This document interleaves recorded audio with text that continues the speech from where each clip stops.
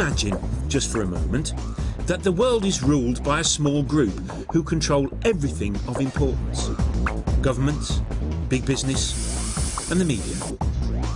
It sounds somewhat unlikely, but now imagine that this all-powerful group comes from another planet, and our rulers are in league with them. Now, that sounds really, really unlikely, and yet plenty of apparently sane people are convinced that it's true.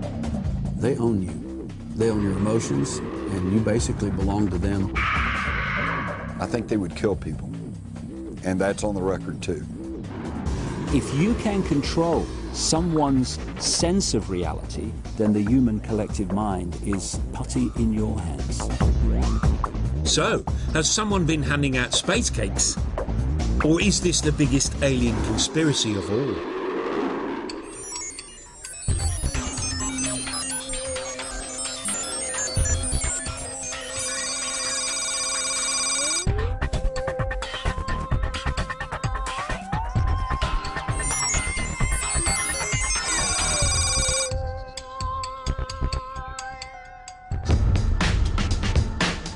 July the 16th, 1945, the day the atom bomb exploded.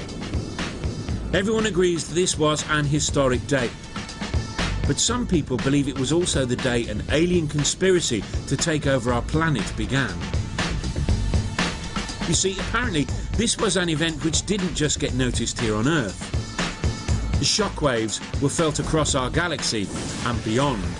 Ever since the UFO phenomenon sort of exploded into public consciousness in the mid-late 1940s, people have wondered, why now, why now? And of course, the first answer people came upon was that, well, now we have the atomic bomb.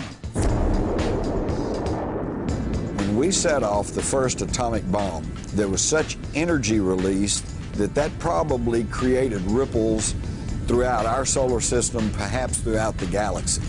And other advanced races out there kind of did a double take and went, oh my God, the kids have found the matches.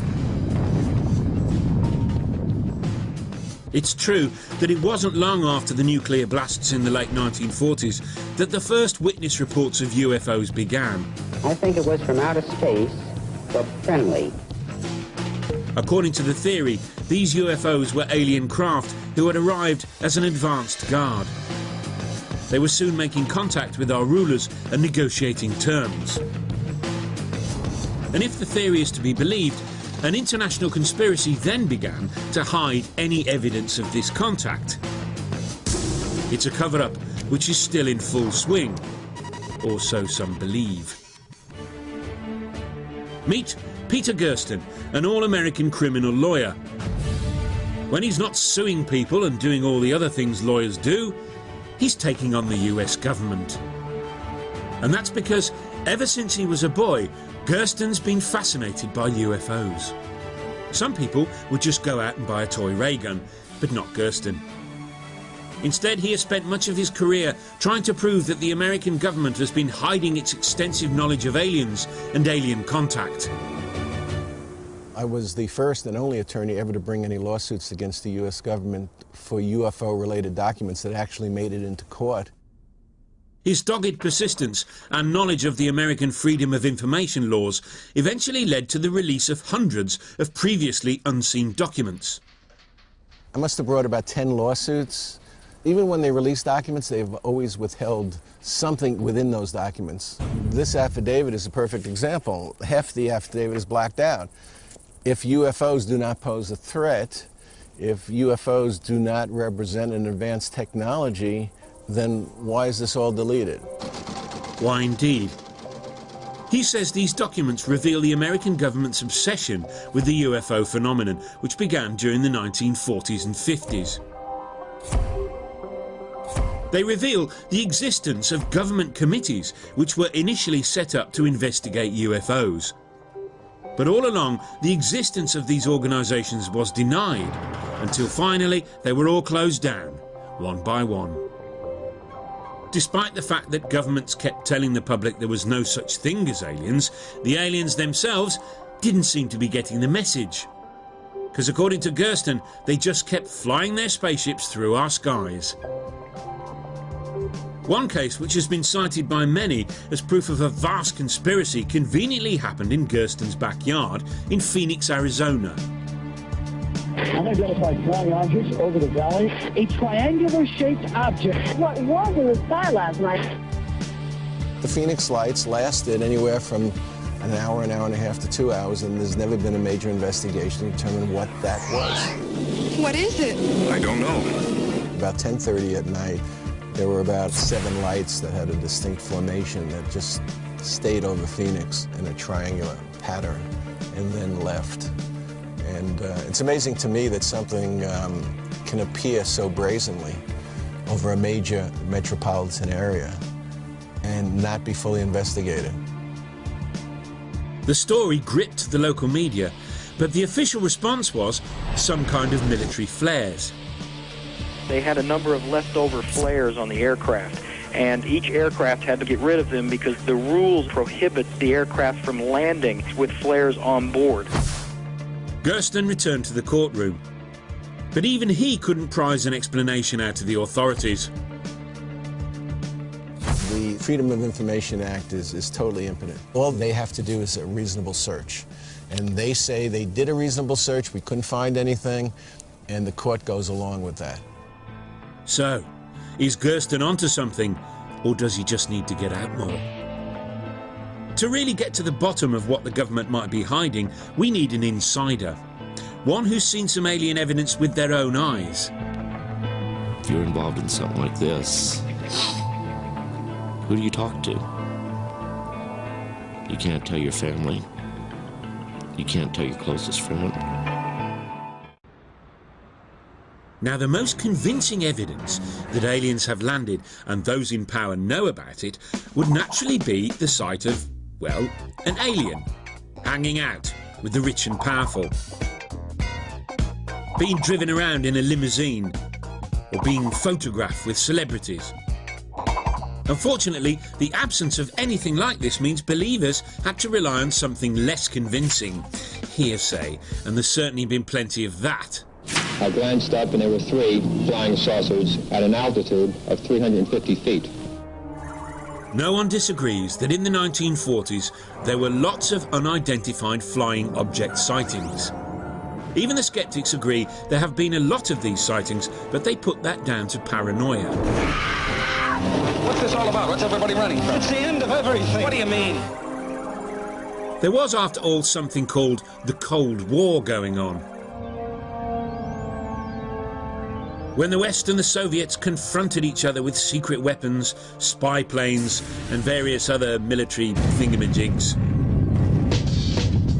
The skeptics put UFO reports down to all of this. Nick Pope, for example, conducted an official British investigation into UFO claims, and let's just say he's not convinced. Nothing so far tends to give rise to any suggestion that extraterrestrials have visited the Earth. But it's often suggested that there's a huge conspiracy here, and that the government somehow covering up the truth about UFOs. Well, having headed the UFO project for 4 years, I can categorically say there's no truth in that whatsoever. For believers, though, the more governments deny, the deeper the cover-up must be. And instead they turn to people who have claimed to have seen for themselves evidence of an alien plot. Some of these witnesses say they even saw evidence of an elaborate government cover-up. You know, things like alien craft, soldiers picking over it, and aliens. Here's someone who says he saw exactly that. Clifford Stone spent over 20 years in the American Army. For most of that time, he had a desk job, but that's not to say nothing interesting happened to him. Because according to Stone, he was drafted into a top-secret operation. Its purpose? To retrieve downed Soviet satellites. I was involved in the activities that would recover crashes, debris thereof. Those operations were known as Project Moondust and Operation Blue Flight. Those 2 projects dealt with 2 things.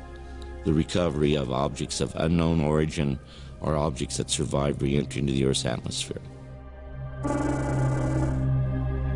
Most of the recoveries were routine. But then in 1969, says Stone, his team were asked to investigate something that was very weird indeed. During that time, we got a call, and they stated that they needed us to put some people together because they had a plane or something that went down not too far from where we were at. When we got there, a person that I would later always call the Colonel, he was there, and he came up and he told me, he says, "Specialist, I need you to go ahead, take your Geiger counter, and I want you to take Geiger counter readings and call them back to us." Well, I was asking, well, what is it? And he went ahead and said, it's some type of Soviet spacecraft that crashed. Says, now, if you get there and you see anything unusual, you need to keep in mind that the Soviets put monkeys, just like we do, in their craft. And as a result of that, if you see any bodies, don't worry about it. It will be monkeys.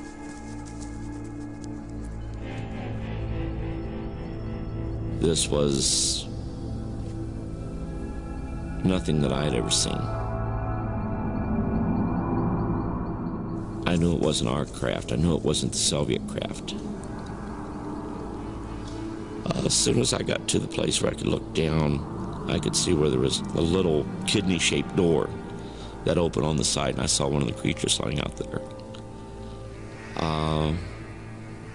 I went ahead and told him I needed an officer. I needed an officer to come up there, that this wasn't right. I also said, this is no damn monkey. Ever since he left the army, Stone says he's been trying to get the American government to admit to what he says he saw. The Defense Department, though, are still refusing to corroborate his story. Whatever the truth, he does seem to believe passionately in what he's saying. But it's worth remembering that people claim to have seen an awful lot of strange things. Take, for example, the family in Slovakia in 1990 who claimed to have been visited by the Virgin Mary.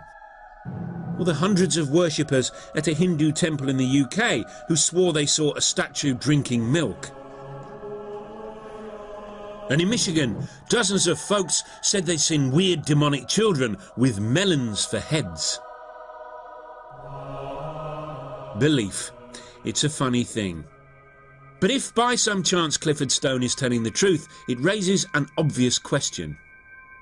Why, oh why, would governments hide their encounters with aliens?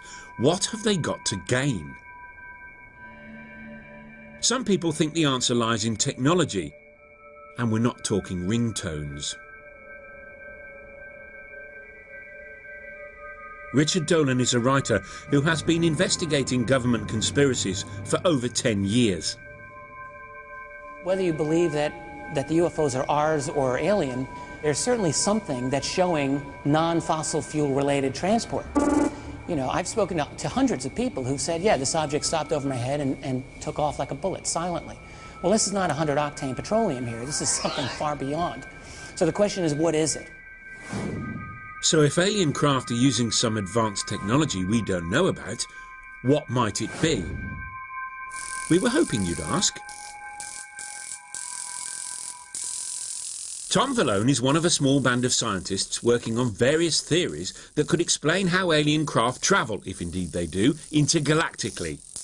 See flying saucers travel thousands of miles in seconds.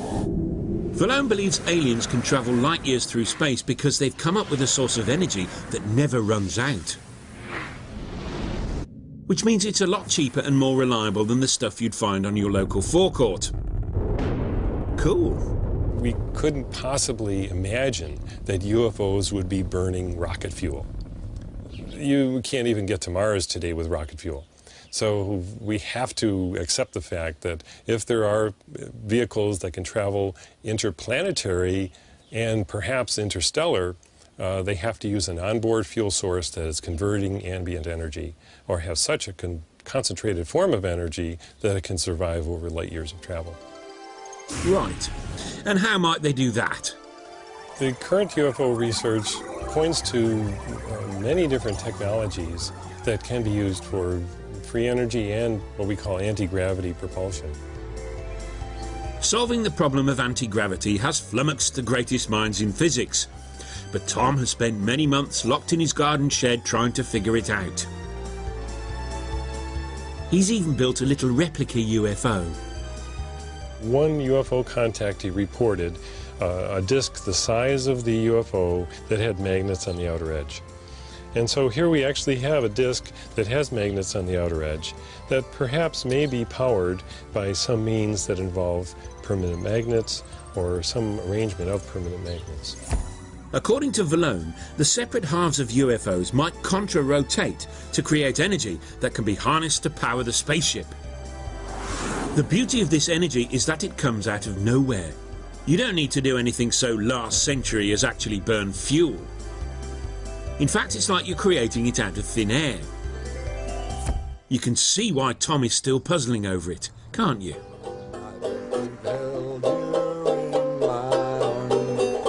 According to the alien conspiracy theory, when the extraterrestrials brought this energy to Earth, a lot of very powerful humans got very annoyed.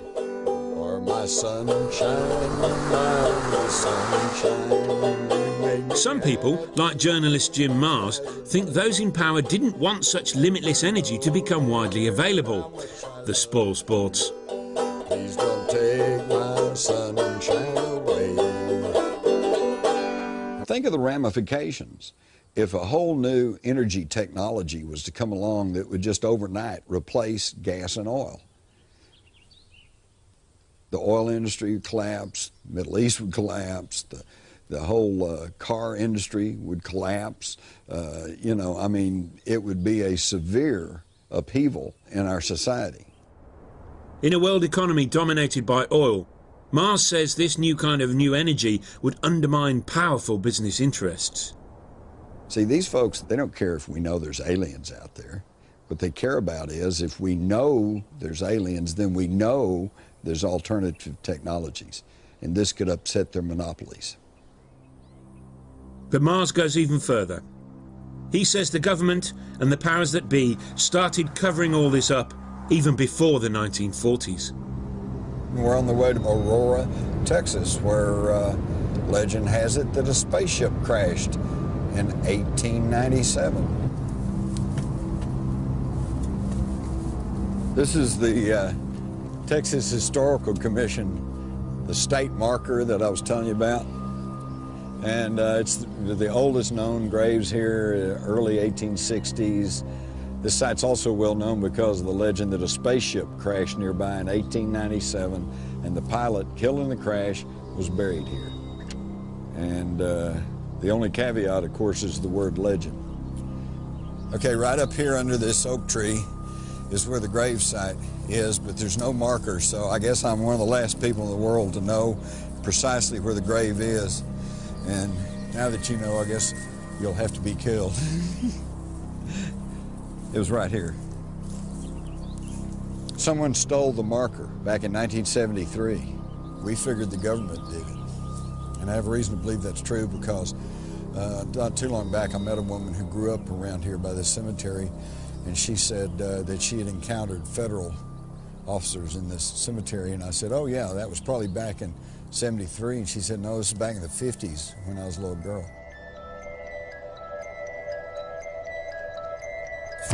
Jim's experience in Texas led him, he says, to compare notes with others across America, and he began to detect a pattern to the cover-ups. Ah, you were wondering how long it would take to get to the Men in Black? Well, here they come.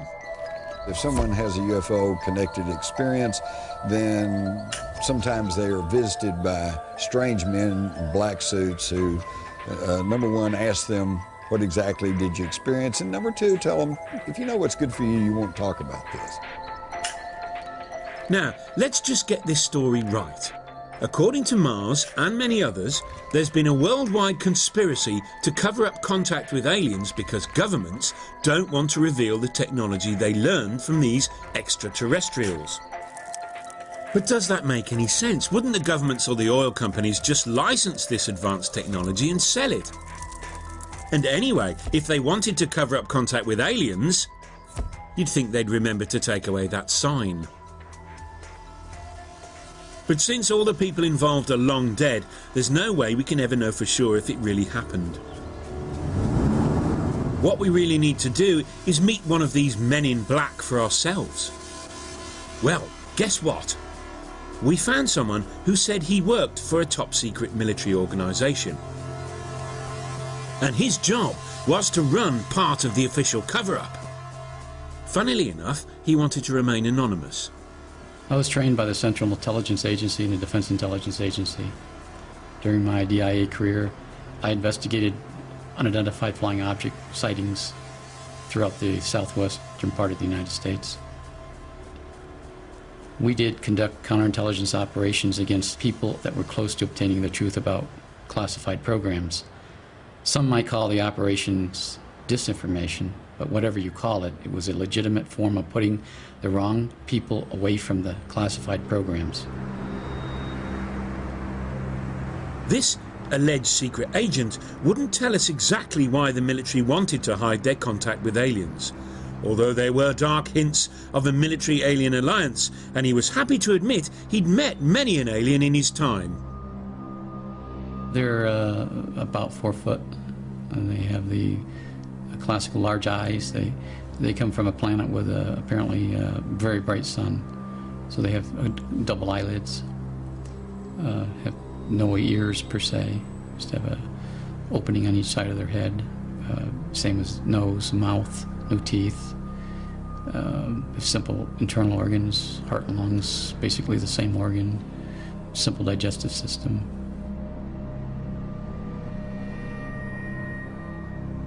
I'm not going to discuss that. There's a lot of information I wish I didn't know. So there you go, a secret agent who positively wanted to be interviewed. He refused to give us any evidence to back up his claims, and we couldn't find any either. But if he did what he says he did, how does he sleep at night? I don't have any problem with my conscience, no. Everything I did in a government service, the disinformation in this area, was all legitimate. It's sanctioned operations that I was told to do. I did my job, and I did it well. These guys, they're unofficial. They don't exist within the official framework of our society. These agents charged with studying UFO phenomena and so forth. They're outside. Okay. Maybe Agent X is telling the truth, and he's a man in black. If so, we've stumbled on a scoop. So when did the cover-up begin? Maybe aliens didn't first land in the 1940s, or even in the 1890s. Because maybe, just maybe, aliens have been here for a long time, and when we say a long time, we mean a very long time. They've been running the world since the year dot, and they've kept it very quiet indeed. People want to laugh and say it's impossible. Well, please be my guest, I don't care. But if you're interested in what's happening in the world, this is a phenomenon that needs looking at, because there's something to look at. So, we've had top-secret government committees investigating the presence of UFOs in our skies. We've had secret military operations to retrieve downed spaceships and their alien pilots. We've had sinister government agents terrorizing the public. But in terms of a conspiracy, this is just the tip of the alien iceberg. I woke up, and mere inches in front of my face, there he was. And I was really freaked out. This is a very rare opportunity we're looking at. Implants are rare.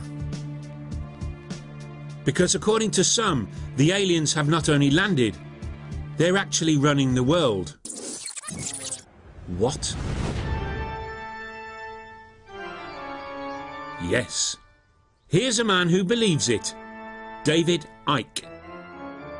Icke regularly speaks to packed-out audiences, spooking them out with the full implications of his theory.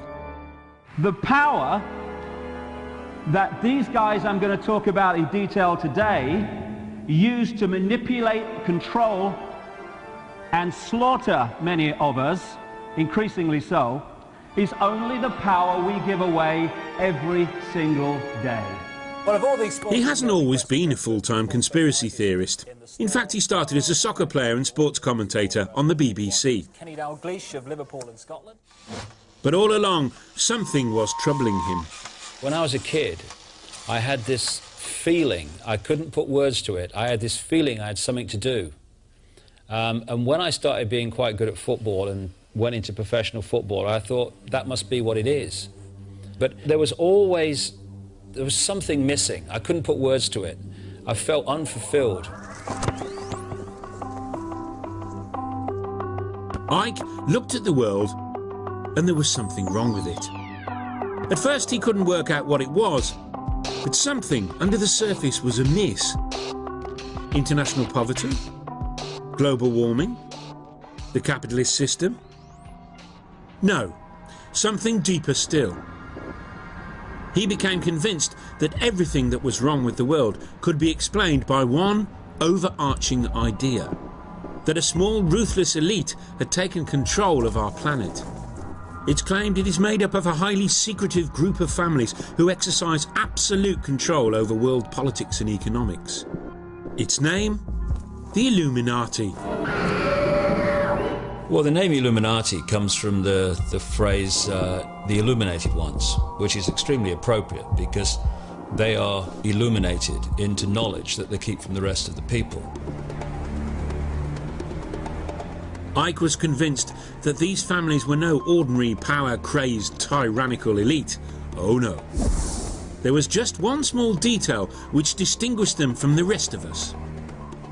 What I've done is ask the next question, which is, where did the Illuminati come from and who controls them? And you go back into thousands of years BC and you start to pick up another common theme, which is of interbreeding between humans and a non-human race. I am from another planet outside your galaxy. I'm sorry, I just don't understand. Ike claims thousands of years ago aliens arrived on Earth and probably interbred with the leading families of ancient primitive societies, creating alien-human hybrids. These hybrids and their descendants control the planet and everything on it. And if that wasn't scary enough, Ike says that they live in disguise amongst us, they live for hundreds of years, and they eat human flesh. Nobody's perfect. And in case you've been wondering, their sacred symbol is the pyramid, which is why, according to Ike, it's no accident that pyramid-shaped buildings are found from Mexico and Peru to Egypt and ancient Babylon. And how do we know about these guys? Well, according to Ike, this most top secret of secret societies uses special codes to communicate, using their own sacred images of the pyramid. On the dollar bill, you have an ancient Illuminati symbol, which symbolizes perfectly what I'm talking about. It's the pyramid structure, and at the top you've got the all-seeing eye, the capstone of the pyramid, the illuminated ones, illuminated into knowledge they keep from the rest of the population. Now, quite why the most secretive beings on the planet use the least secretive place to communicate, no one seems to know. Such details haven't stopped David Icke selling thousands of books, although there has been criticism of his use of the word Illuminati. The same term was used in the past by right-wing extremists to describe a worldwide conspiracy run by Marxists, Freemasons and Jews. And some have claimed that he is just tapping into old extreme paranoias. So who are the alien-human hybrids, and how would we spot one if we saw it?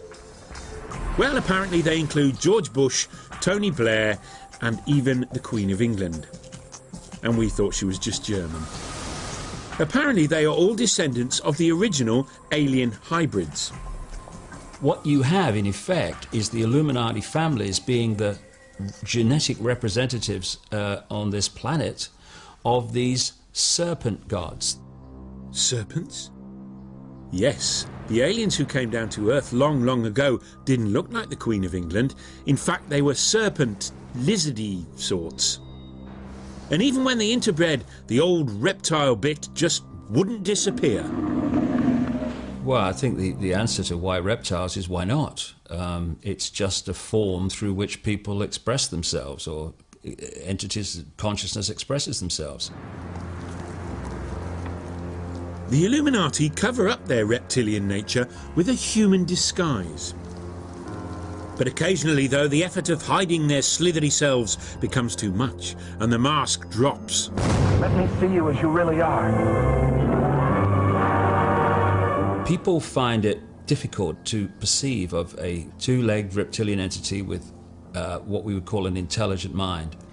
But I have talked to hundreds and hundreds of people all over the world. I've been to more than 40 countries researching this, who have told me the same basic recurring story of seeing people, often in positions of power, but not always, change from a human into a reptilian form and then go back again. Sometimes it's for a few seconds, sometimes it's for longer.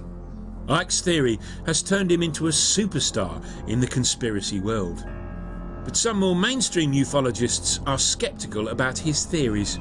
Having worked in the fields of public relations and communication, I'm not sure that I'm going to win friends and influence people by calling the Queen Mother of England a 200-year-old reptilian cannibal.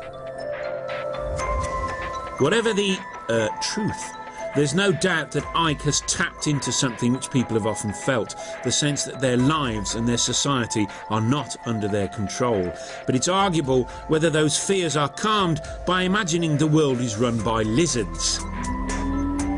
Ike's theory that lizards are in control has had one notable effect. Whereas 20 or 30 years ago, alien sightings tended to be all about little green men, alien sighting stories have now begun to change. Now lizard sightings are all the rage. Mona Kempka, for example, is a fan of Ike. She's read all his books. And rather coincidentally, she has also seen lizards. They come visiting. My name is Mona Kempka. I'm 55 years old. I've been a psychiatric nurse for 30 years. I've lived alone for the last 10 years. 12 years ago, Mona had her first reptilian experience. In 1994, a reptoid appeared in my living room. 6'3", thin waist, giant muscular legs. This being could kill 5 men with a swat. I was asleep because I worked the night shift. And I woke up, and mere inches in front of my face, there he was. And I was really freaked out. I stood up in my bed screaming.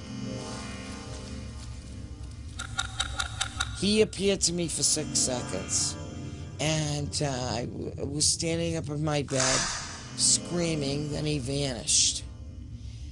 And I just sat down in my bed, and I started laughing hysterically. It wasn't because I thought it was funny. I was just hysterical. I didn't know who to call. I thought even my own mother would not believe this, you know. So what's going on? Has Mona seen a reptoid alien, or does she just think she has? Or did the books she read by Ike play their part? I mean, I don't believe everything I read. I take it all in and try to make my own decisions. But David Icke's on the money. And I don't even know David Icke. I'm just telling you, I'm glad this man is gaining momentum in this country. What would help convince the rest of us would be if Mona, or anyone, had found some physical evidence, say a bit of old lizard skin lying around. Sadly, there was none. But that doesn't mean to say that there isn't any physical evidence of aliens and their dastardly attempts to control the world. Well, not if you believe this man. He says he's found it. You cannot make claims of some strange entity in the midst of the night or in broad daylight in some cases actually came and abducted you and did various things and so on without there being physical evidence of those claims. Daryl Sims' day job is as a private investigator in Texas. But he has another string to his bow. He spent the last few years working with people he says have been implanted with alien probes. Just a normal, everyday sort of guy, then. Well, first of all, they're varied and very different. We found them in the eye, we found them in the feet, we found them as large as a walnut, an inch big, next to the heart of an abductee. I found them in all types of places, deep inside the brain, some of them as big as into your thumb, and then disappear within a year. What they are, that's a good question. What they're for, that's a good question as well. Sims says he has extracted many of these implants and even agreed to show us a film of him doing exactly that. What you're actually seeing here is Patricia under hypnotic anesthesia. She has been given a series of suggestions. Each time she will see her move and relax even greater. She's getting ready for the surgical intervention that will take place where the surgery will be done on her foot. Here they're making this incision. This is a very rare opportunity we're looking at. Implants are rare.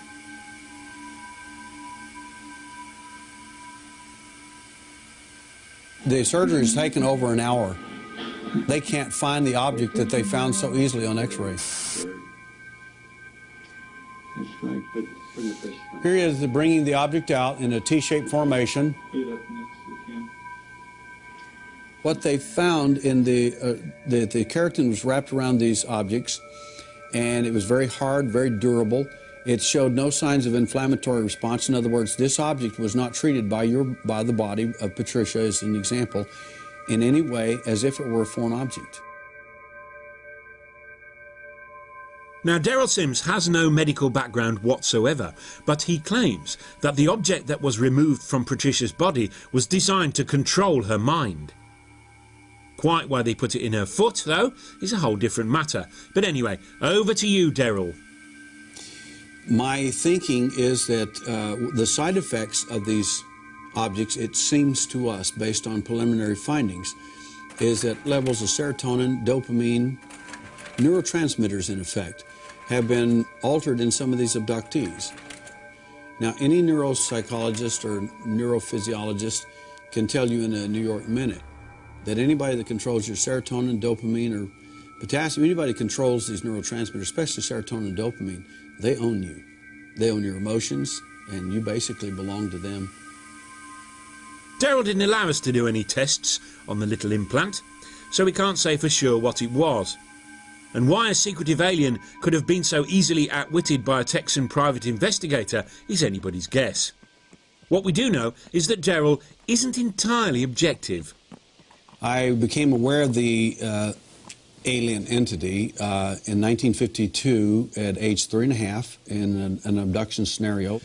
And then what really threw me into high gear into full-time investigations in this phenomena is my son got abducted at age 6. Then at that point, for me, I could live with my problems with the abductions. But when you come after my children, now it's personal. Alien lizard gods feeding off our own mistrust and fear. Alien implants that control our minds. Powerful alien human hybrid families that run our world. Blimey. But one question keeps nagging. If some people are seeing aliens, why aren't we all? Perhaps the answer, unnervingly, lies in modern science. People are starting to realize that the world is not just a little bit different to what they thought it was. It's actually nothing like they thought it was. We've come a long way in our understanding of the UFO phenomenon, but we still don't have a definitive answer. In the 50s, the big question was, do they come from Mars or do they come from Venus? By the 90s and today, we're even more sophisticated, and the question today becomes, do they come from another dimension? Most skeptical, rational people will never believe that aliens control us and our planet without some conclusive evidence. But what if it was impossible to come up with evidence? Because the way we see the world is itself flawed.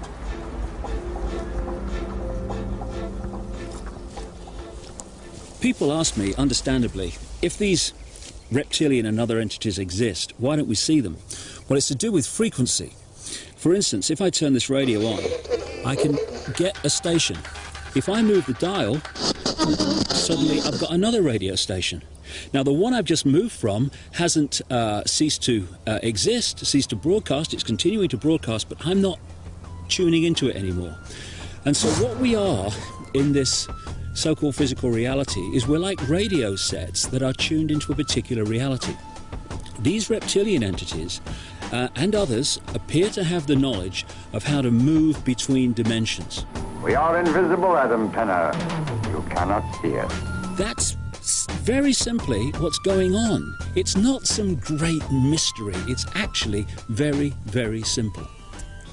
According to David Icke, the aliens have mastered some new technology which allows them to move from our visible world to mysterious, invisible dimensions. Convenient. Oh yes. But why stop there?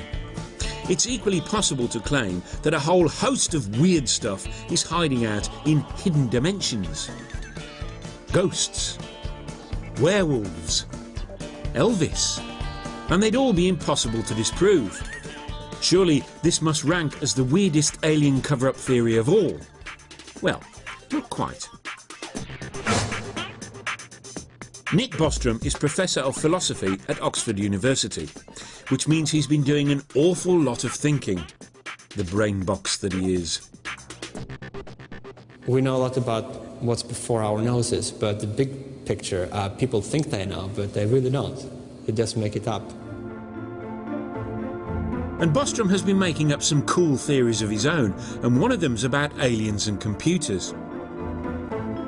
Now, 40 years ago, Earth computers looked like this.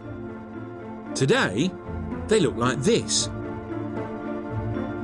A tiny laptop now has more power than the biggest computers used to have.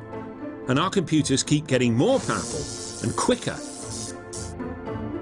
Bostrom thinks, though, that all this is Stone Age compared to what alien computers can do. In fact, their computers might be so advanced that he thinks we might all be living in them. Just like the Matrix. So one of the things that a technologically mature civilization would have is enormous amounts of computing power. By using a millionth of its computing power for only 1 second, they can create a simulation of all human minds that have ever lived. And according to Bostrom, maybe virtual reality simulations would be so convincing that we might actually be living in one. So could we all be trapped in an alien PlayStation? We are almost certainly living in a computer simulation, meaning that all this world that we see around us, everything we experience and everything we do takes place in a virtual simulated reality that is implemented and running on a computer built by some technologically extremely advanced civilization. I have come to feel that we live in a kind of matrix-like world. The question is, how far does this simulation go? I don't trust anything in this reality. I think it's an illusion. It's a holographic reality. It's the product of somebody's technology or something's technology. So anything is possible. So there we go. For a century or more, people worried that aliens might leave their own planet and come and conquer ours. This fear spawned a series of elaborate conspiracy theories. Some involving the military, some involving a government cover-up. It was even argued that the aliens had bred with humans and sent secret messages to each other. Now it turns out the effort of investigating all those conspiracies has been a total waste of time. For planet Earth and everything on it, and indeed everything in the whole of our reality, could be just a product of an alien computer game. They didn't need to travel here to take us over. They got us to travel to them. So smile. Because somewhere, in another galaxy, something is watching you.